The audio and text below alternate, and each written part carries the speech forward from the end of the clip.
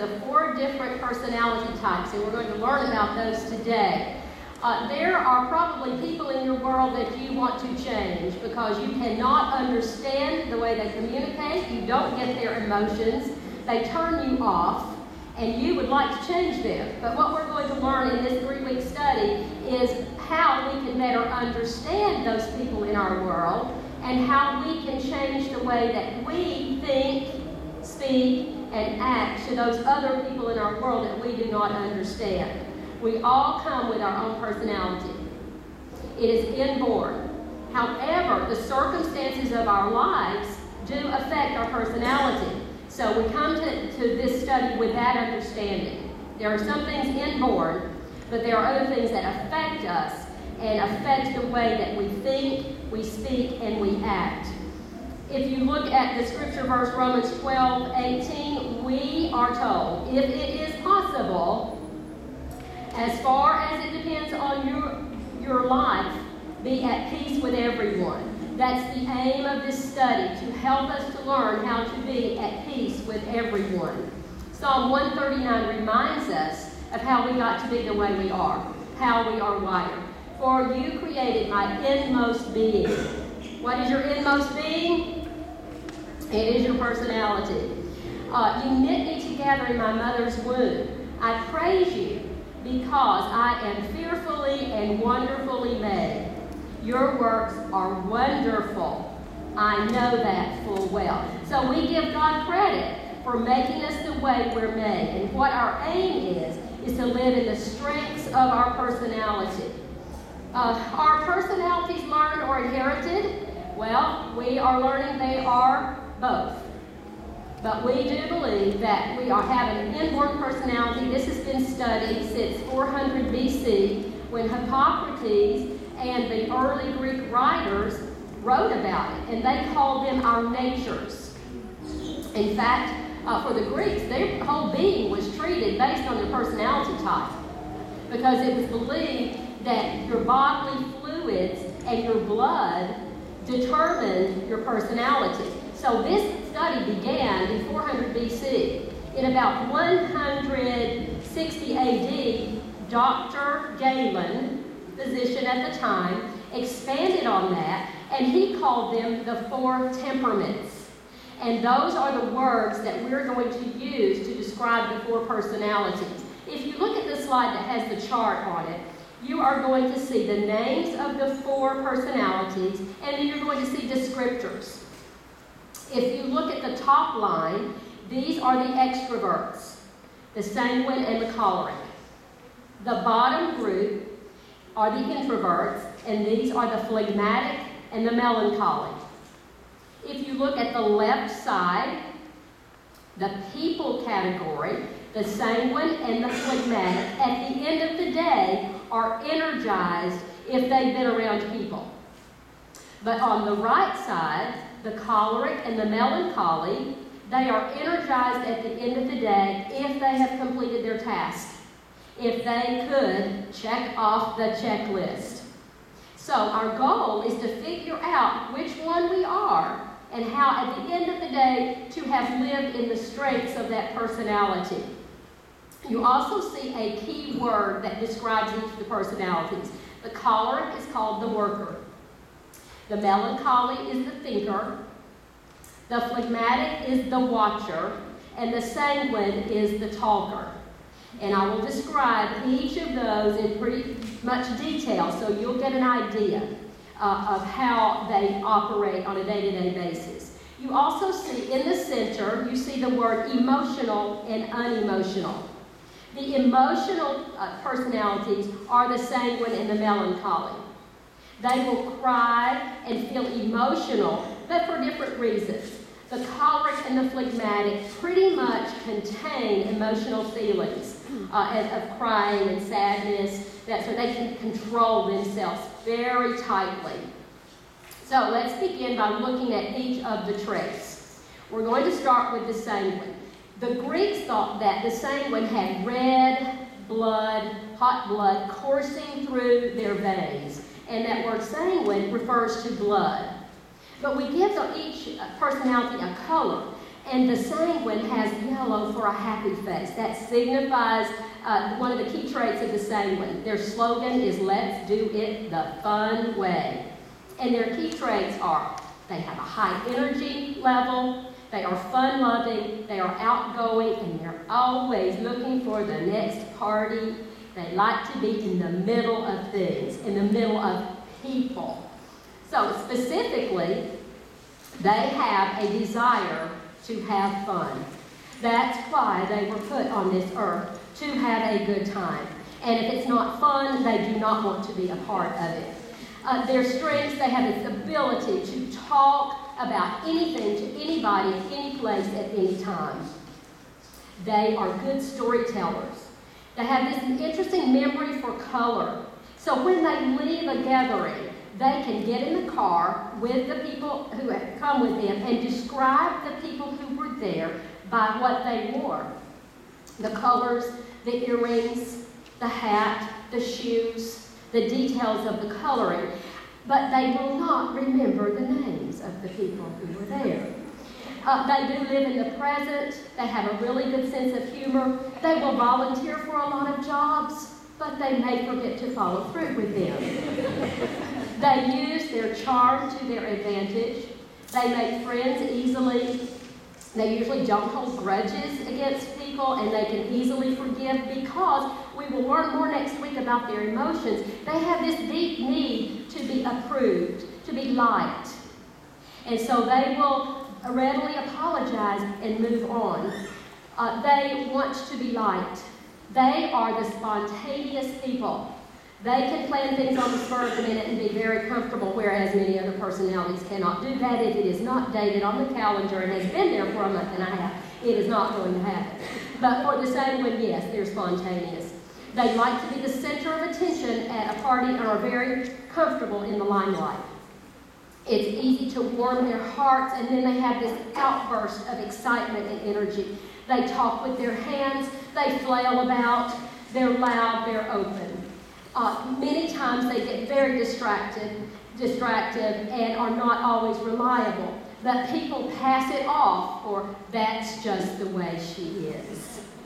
Their key weaknesses, they tend to be disorganized. They can't remember details or names, but they can tell you everything the person wore. They can exaggerate. If they're in a weakness, they're not serious about anything. They trust others to do their work and get done well. They're often gullible or naive. They forget obligations. They seem to be naive. And sometimes people say that they're phony. They waste time talking. Can this be a problem on the job? They waste time talking and forget to do their responsibilities. They are often late because they have too many things to do and too many people to see, and so they arrive at the party late, but that's okay because they get to be noticed and they get to be seen.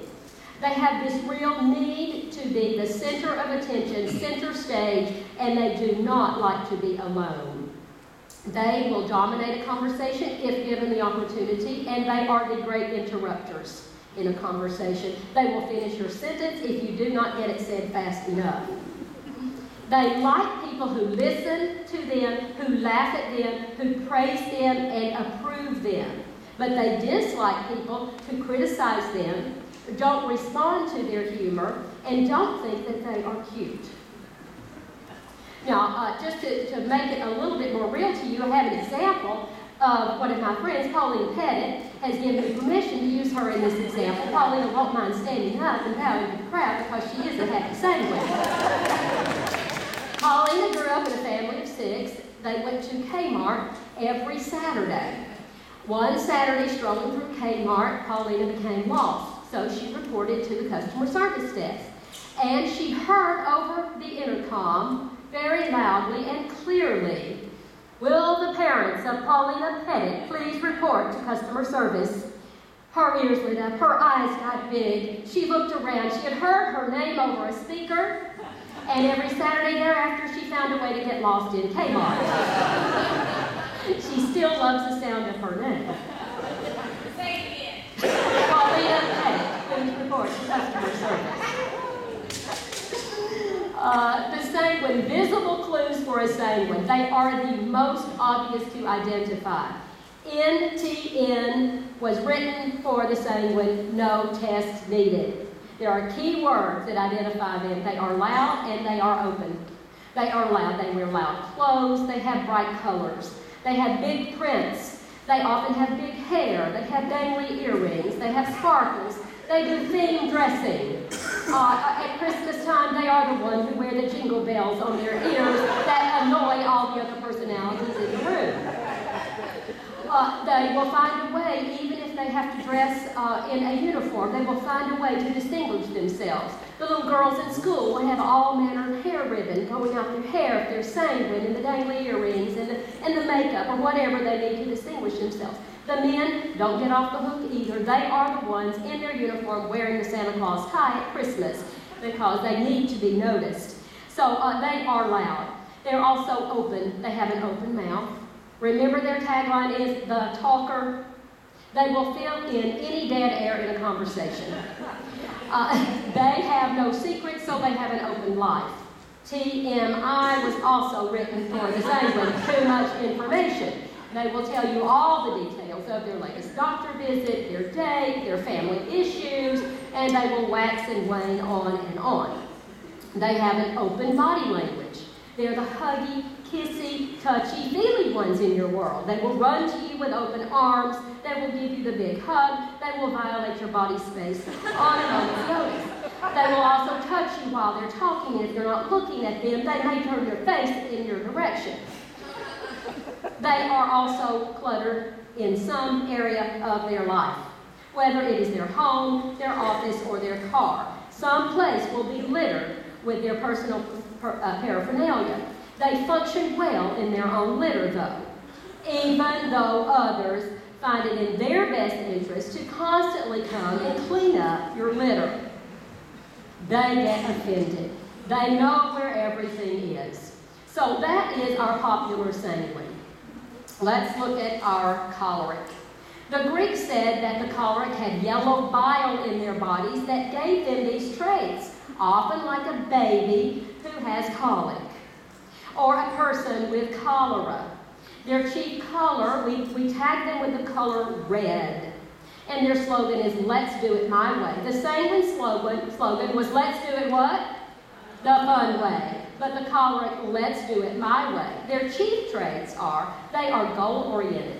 They live to achieve those goals. Remember, they're on the right side of the chart. They, at the end of the day, are energized if they've completed their task. They're talk-oriented, task-oriented, well-organized, and they are extroverts. They're outgoing.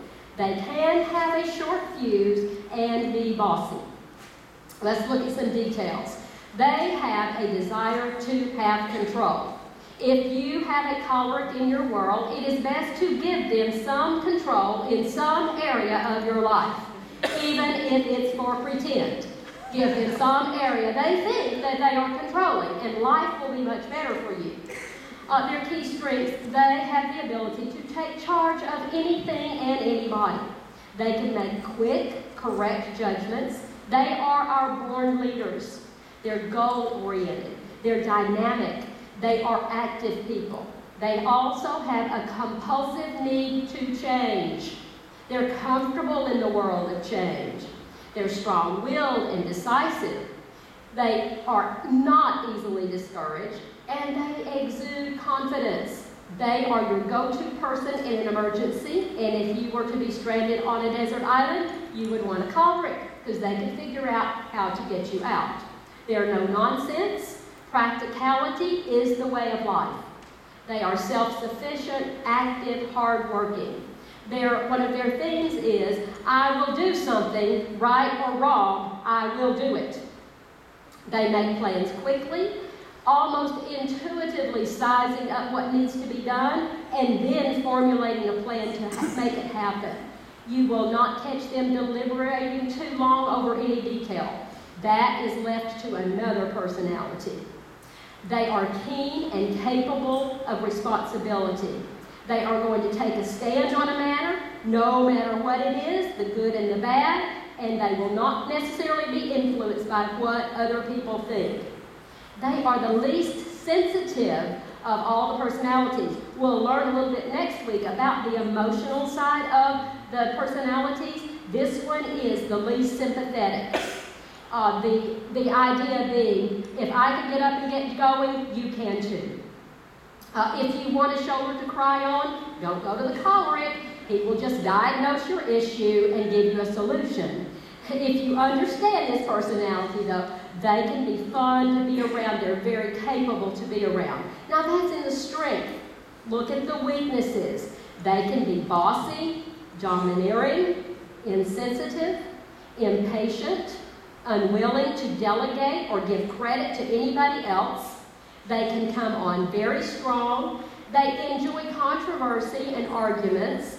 They won't give up when losing. They have little tolerance for making mistakes. They can be manipulative and demanding.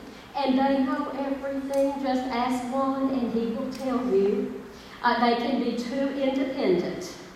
Now, they're going to like people who are supportive and submissive to them. They see things, the people who see things their way.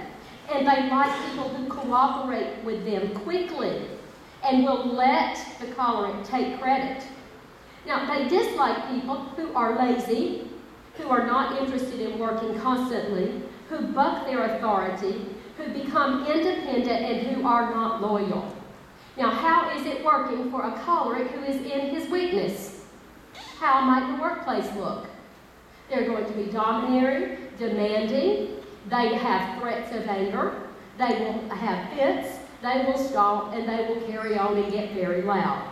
But one in a strength is going to help lead the team forward in a very positive way, getting a lot of things accomplished. Now, the visible clues for the choleric, they're not as easy to identify. They are best identified by the atmosphere that they create in a room. So the key word is energy. This person does not come into a room unnoticed. If the person has a positive influence in your life, then she will bring this sense of energy and excitement with her.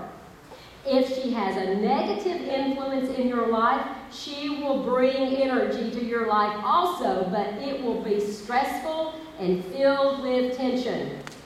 This person will either energize you or drain you, depending upon whether or not this choleric is living in strengths or weaknesses. So it's the energy that you associate with the choleric.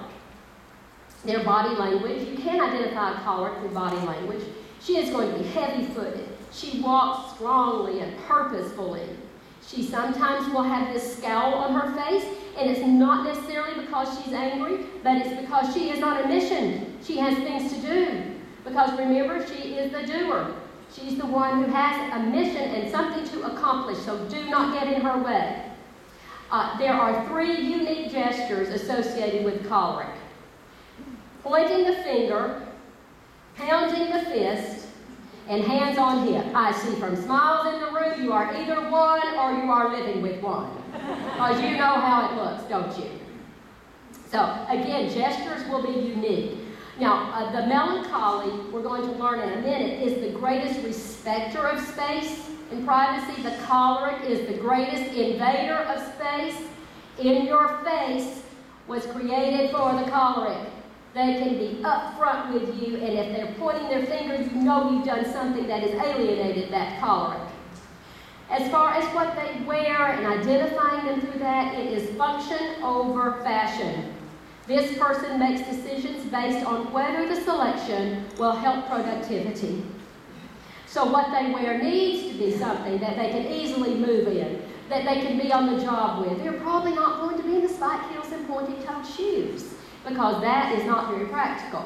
They will have simple and purposeful clothing to match their purposeful stride and their purposeful mission in life, much unlike the sanguine, who must be seen in all the latest fashions, whatever they are, male or female, and must be noticed and must be seen. Now, if you are primary choleric and secondary sanguine, you often have a conflict on how you want to be seen and noticed. Are you going to be practical or are you going to appear noticed? And so those are some of the conflicts within a personality that you deal with.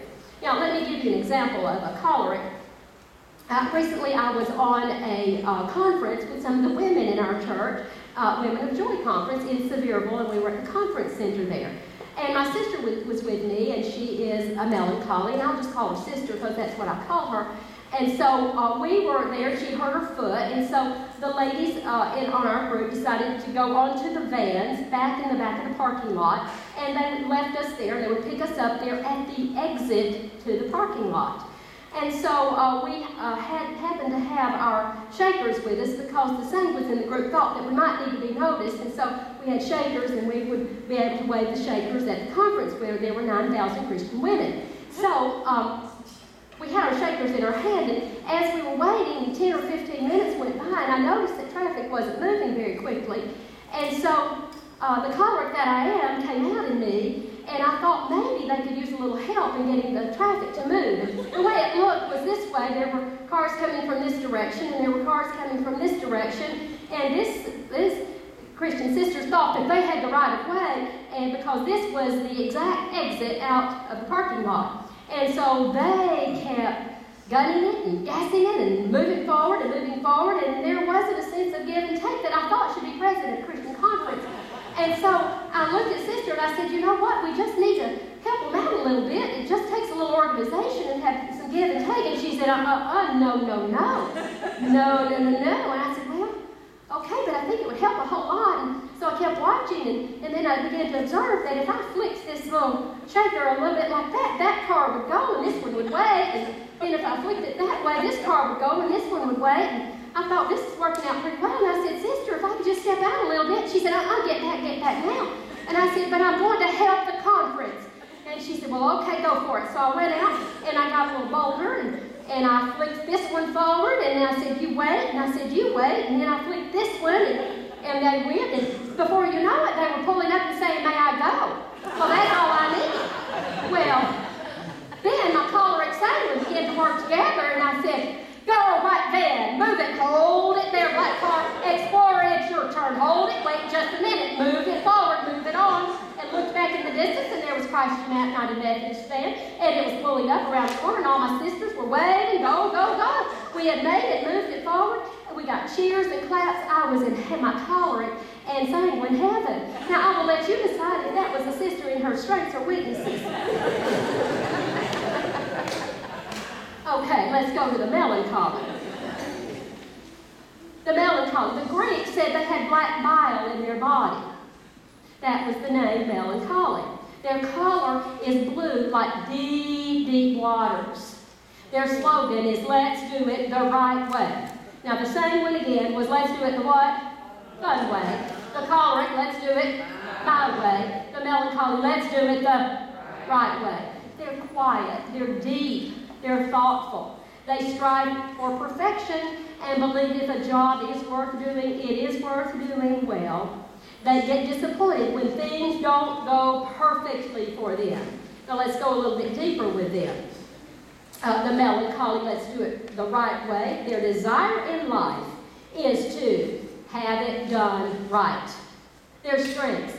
They have this ability to organize. They can take that choleric's long-range plans and they can get all the details worked out with it. They have set very high standards and ideals. They analyze deeply. They're serious and purposeful. They can be very talented and creative also. They can have an artistic or musical talent. It's usually the artist or composing music, not necessarily performance. But they also would have a deep appreciation for the arts. They are very schedule-oriented. They are the perfectionists. They set really high standards and persistent and thorough to make sure that they come true. They're organized, neat, and tidy. Whereas that sanguine, remember, was very, very messy. They're on opposite ends. They're neat and tidy. They see problems and will try to work to find a solution. They have to finish what they start. They make friends cautiously. Remember, they are on the task side of the chart. At the end of the day, they love to have filled out their to-do list and checked off everything. They're also on the bottom list of the introverts. Though sometimes they can appear to be very happy, and they are at the height of their happiness, other times they are prone to dark side or being withdrawn. They're not given to large crowds necessarily. They usually detest real large gatherings, and they don't want new acquaintances as much as some of the other personalities have that as a need. Self-sacrifice is one of the greatest pleasures of Melancholy. She feels things intensely. She is often very studious, and facts will roll off of her tongue. She can hide away in that brain of hers and go deep back into the recesses of it. Now, the weaknesses, she can become easily depressed. She can spend too much time on preparation, get too focused on details. He will remember the negatives and will pull them out at the ready anytime that is needed. They can have low self-esteem, become really introspective, and have a lot of guilt feelings, and they can push those guilt feelings forward into everyone in the family or the workplace. They can be very hard to please. They have this deep need for approval, and they often live their lives through others. They can become remote and very withdrawn, and they can become critical. Our Melancholies often suffer from a critical spirit of other people. They may hold back affection if things don't go their way. They would dislike those in opposition, and sometimes they can be very unforgiving. And sometimes their insecurity gets in the way of their happiness. My sister, who is also a Melancholy, when after she had done the test, the whole family did the test during the Christmas holidays and learned all about each other. And my sister was Melancholy, and she said, Kathy, when you start teaching this, you need to remember this, that there will be people who will take this and they will be Melancholy. And they will be very sad that they did not turn out to be like that popular Sanguine. And so you need to be sensitive to that, because they may have their feelings hurt. So you just need to watch out and make sure that they are very affirmed when you're giving this test. I said, I think I've got it under control, but thank you for the advice. They like people who are serious and intellectual, who are deep and can carry on a sensible conversation. They dislike those lightweights who are forgetful, who are late, who are disorganized, who are superficial, and who are unpredictable. Now, who did I describe in that dislike list? That Sanguine. My mother is a Melancholy, and one year I wanted to get my sister a gown, some pajamas for her birthday, and so I just told my mother, I think that's what I'll get Lori for her birthday. I'll get her a gown. And immediately, Melancholy Mary went into this mode and said, oh my goodness, what's the matter? Is she going to the hospital? Why does she need a gown?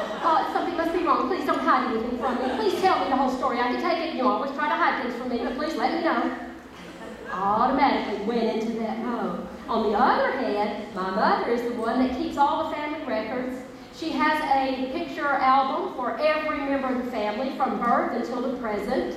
Each family member gets a 2-page typed letter on the birthday recounting all the events in the life of that person for the past year. And we have access to all of that. She's very detailed, very organized. She is the keeper of the facts of the family. So that is a strength for the Melancholy. The Melancholy visible cues, these are the second most obvious personalities to identify. Because they are polar opposite from the Sanguine.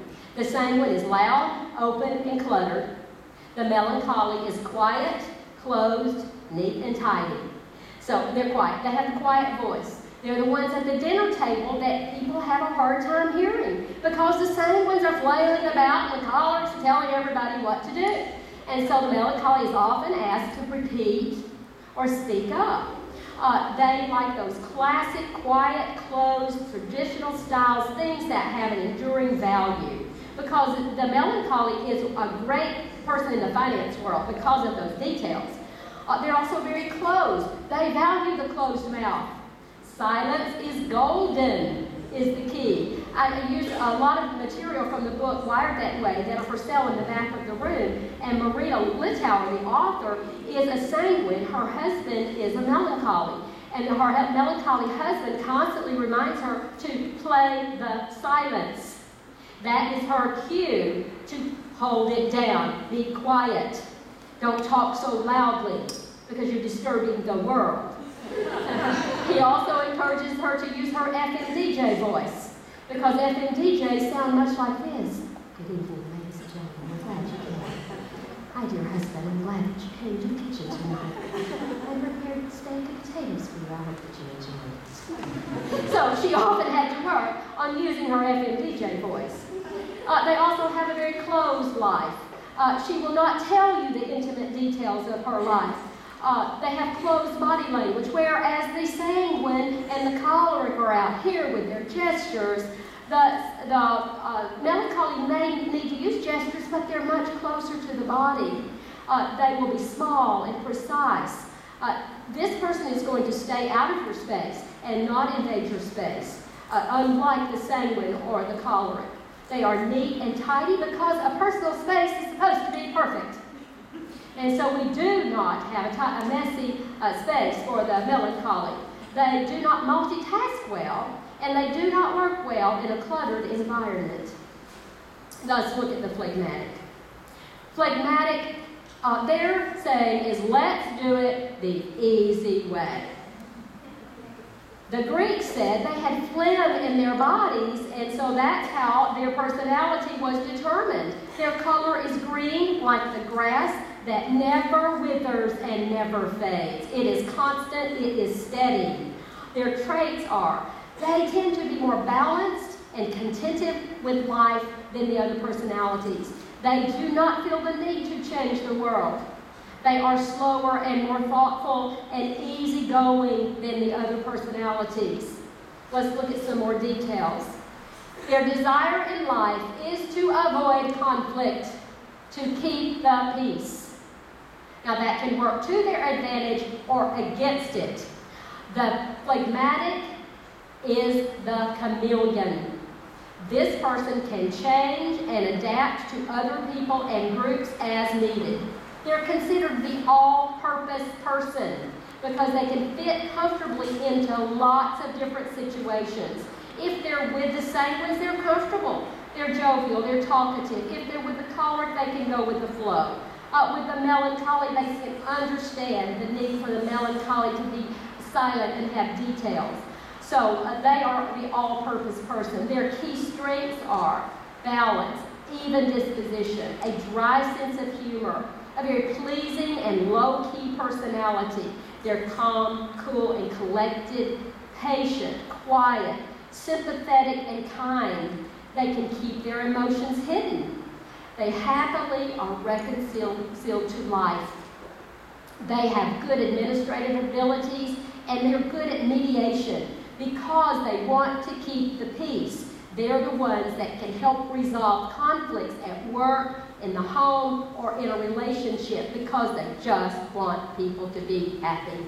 So they are our mediators. My father is a phlegmatic. He is one of the greatest leaders that I know. He was an electrical engineer. He's retired as a colonel from the Air National Guard, and he has been for 20 years an arbitrator with the National Arbitration Association, where he mediates cases, arbitrates cases where lawyers defend different construction issues, and he arbitrates the cases.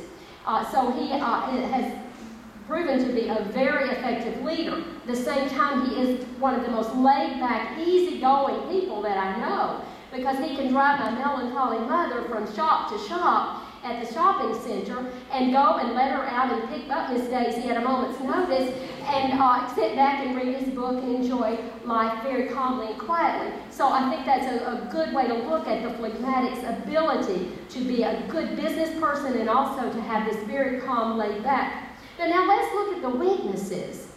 They can lack decisiveness. Sometimes they just can't make up their minds. Sometimes they lack enthusiasm or energy, and people say, it was a joke, respond, or please show us an emotion, react, tell us if you liked it or if you didn't like it. They also have this hidden will of iron because there is a part of them that says, If somebody else can do it, I will let them do it. And so they do not move forward to get things done. They can become fearful and worried. They often will avoid responsibility. They can become selfish. Sometimes they're considered as too shy or too reticent or too compromising. See, they are great mediators, but sometimes they can be too compromising and give in just to keep the peace and keep quiet, when maybe that was not the best thing to do. Sometimes they're not very goal-oriented. They often lack self-motivation, and sometimes it's hard to get them moving. It is hard to get them off the sofa sometimes to get the job done. They resent being pushed. They can be considered lazy and careless.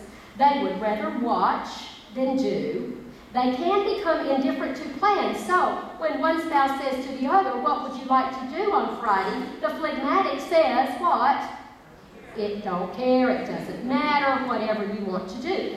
The truth is, they really believe that. But the spouse often thinks, "But I just want you to decide. Please let me know for real. Do you like it?" Let's use the example of ordering ice cream. So the personalities appear at the ice cream store, and they want to order their flavor. And so Sanguine gets her cherry chocolate, and it comes out just right. And then we've got the Choleric, who orders the butter brickle, and it comes out just right. And then the Phlegmatic orders vanilla, because that's easiest. And so it comes back to have vanilla with nuts in it. And the Phlegmatic knows that it's not what he ordered, but he does not want to make a scene. He will just eat those nuts in the vanilla. And the Choleric says, "What? You didn't get what you ordered?" And Sanguine says, "Oh my goodness, I can't believe he didn't get what he ordered." And Phlegmatic say, "Just leave it alone, it's okay." They will have nothing to do, and they rush back to the counter. "This must be corrected. Please give this gentleman the vanilla that he ordered." And so Phlegmatic is slinking back and embarrassed and ashamed that someone has made a scene. You see how that works? That's a real life issue, you can see. The word of choice for the Phlegmatic is fine. How was your meal? Fine. How was your date? Fine. Did you sleep well? I slept fine. Do you know that the hated word for the Choleric and the Sanguine is? Just use a descriptor. Tell me it was wonderful, it was terrible, I hated it, I haven't slept worse in years. Tell me the description, but don't tell me it was fine. I prepared a gourmet dinner for you, a meal, I want to know. Use the word delicioso, but do not tell me it was fine. But that's the word of choice for the Phlegmatic. People they like people who make decisions for them, that recognize their strengths, that do not ignore them, and give them respect, because in the end, that is what the Phlegmatic wants. He wants to be respected. They dislike people who are too pushy, who make them get up off that sofa and do the dishes, or too loud, like the Sanguine, or who expect too much of them, like the Melancholy. They're visible clues. This is the most difficult personality type to identify. The Melancholy is extremely neat, organized, and detail-conscious. The Choleric is extremely strong, goal-oriented, and driven. The Sanguine is extremely loud, outgoing, and fun-loving. The Phlegmatic is not extremely anything. He is steady, he is even, he's balanced, and he's consistent. So, using visible clues alone, if the person you're trying to identify does not fit any of those extremes, he or she is probably a Phlegmatic. They are the chameleon. It's easier for the Phlegmatic to be flexible at whatever task is at hand. Their verse in life might be, "Blessed are the peacemakers," because that's who they are. They keep things at an even keel. They consistently change whatever the situation demands. They're cool, calm, and collected. They remind us not to get all jihad up over any situation, just to stay calm.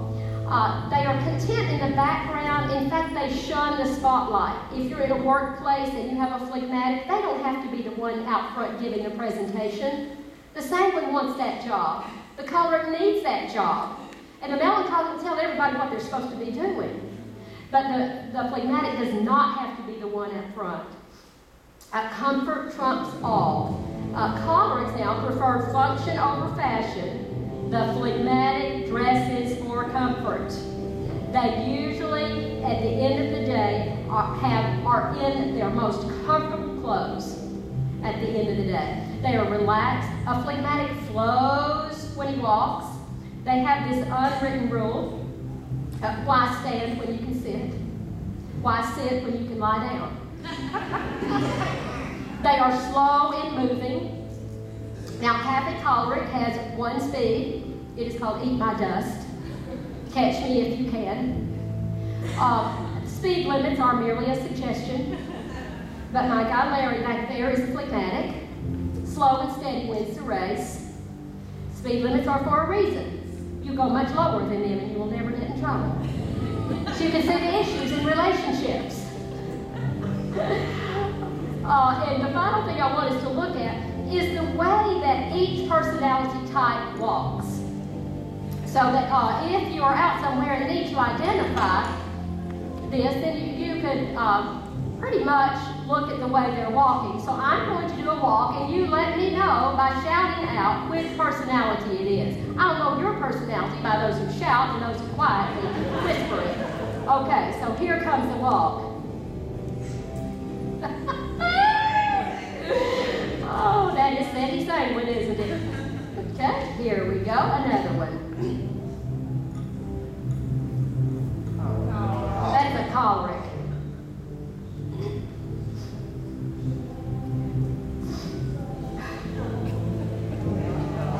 That's a melancholy on the verge of tears.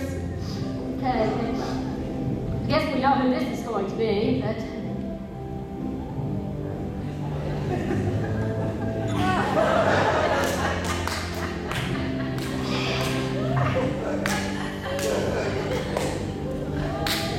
the phlegmatic. Why stand when you can sit? Why sit when you can lie down? So that concludes our general descriptors of each personality. Next week we're going to look at the emotions of each personality and how to communicate with different personalities. You'll learn about your own communication style and then how to communicate in the workplace and in your home. So thank you very much. I'll be around if anybody has any questions.